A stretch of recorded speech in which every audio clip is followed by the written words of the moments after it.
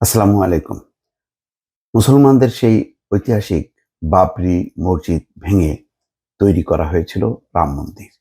যেই রাম মন্দিরটি উদ্বোধন করা হয়েছিল আ নির্বাচনের ৩ মাস আগে। উদ্দেশ্য ছিল এই রাম মন্দির নির্মাণের মধ্য দিয়ে বিজেপি সারা ভারতে একটা হিন্দুত্ববাদকে উস্কানি দিবে বা তাদের জাগরণ ঘটাবে। সমস্ত তার ভোট ব্যাংক একেবারে খুব নিরঙ্কুশ হবে, শক্তিশালী হবে।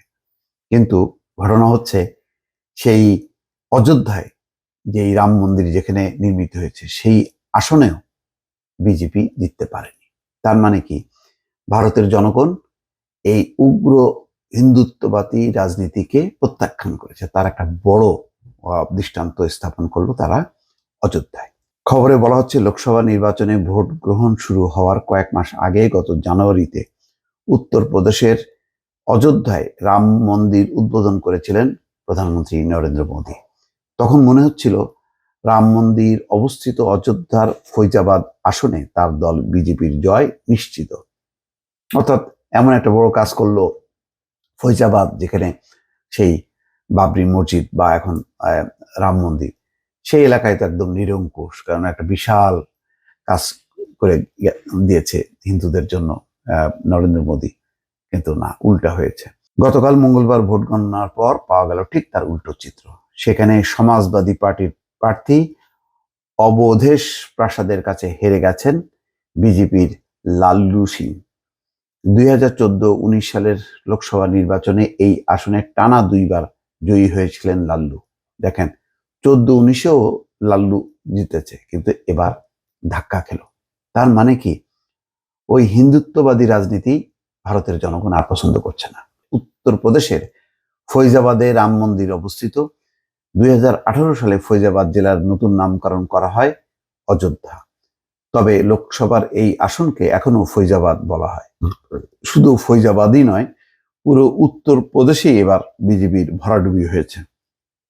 অথচ ভারতের সবচেয়ে জনবহুল এই রাজ্য এক দশকের বেশি সময় ধরে বিজেপির শক্ত ঘাঁটি হিসেবে পরিচিত।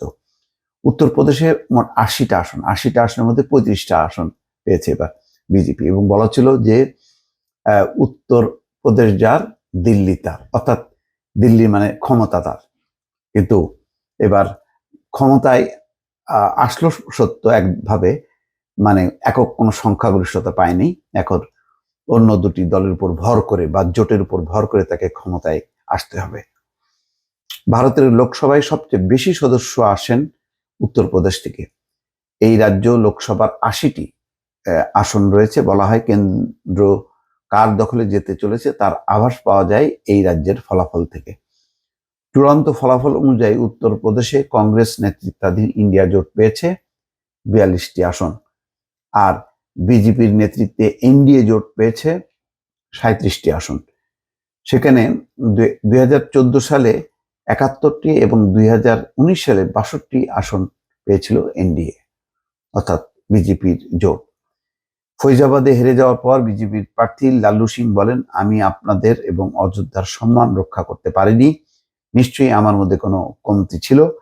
অযোধ্যার লোকসভা আসনে আমাদের জিততে না পারার নিশ্চয়ই কিছু কারণ আছে। ভারতের সংখ্যালঘু মুসলিমদের বাবরি মসজিদের জায়গায় রাম মন্দির নির্মাণ করা হয়েছে। বিজেপি বলে আসছে এই মন্দির নির্মাণের মধ্য দিয়ে তারা তাদের 3 দশকের প্রতিশ্রুতি পূরণ করেছে। হিন্দু সংখ্যাগরিষ্ঠ দেশটিতে গত 2 মাসে প্রতিটি নির্বাচনী প্রচার সভায় বিজেপি ভোটারদের নাম রাম মন্দির নির্মাণের কথা মনে করিয়ে দিয়েছে। তারপরও কেন ফৈজাবাদ আসনে বিজেপি হেরে গেল? পুরো রাজ্যে কেন বিজেপির ভরাডুবি হলো? বিশ্লেষকরা বলছেন, রাজ্যটিতে বেকারত্ব ও মূল্যস্ফীতির কাছে বিজেপির প্রচার করা ধর্মীয় আবেদন হার মেনেছে। বিশ্লেষকদের এই ধারণার প্রতিফলন পাওয়া গেছে রাজ্যের একটি ব্যবসায়ী সংগঠন অযোধ্যা ব্যাপার মণ্ডলের সভাপতি রাকেশ যাদবের কথায়। তিনি বার্তা সংস্থা রয়টার্সকে বলছেন, মন্দির নিয়ে আমরা খুব খুশি, কিন্তু বিজেপিকে নিয়ে লোকজন হতাশ। মানুষ সব সময় জাতপাত বা মন্দির মসজিদের রাজনীতিতে পা দেবে না। রাম মন্দির উদ্বোধনের আগে অযোধ্যায় এর নির্মাণ কাজ করতে গিয়ে অনেক ছোট ব্যবসায়ীর দোকান ভেঙে ফেলা হয়েছিল।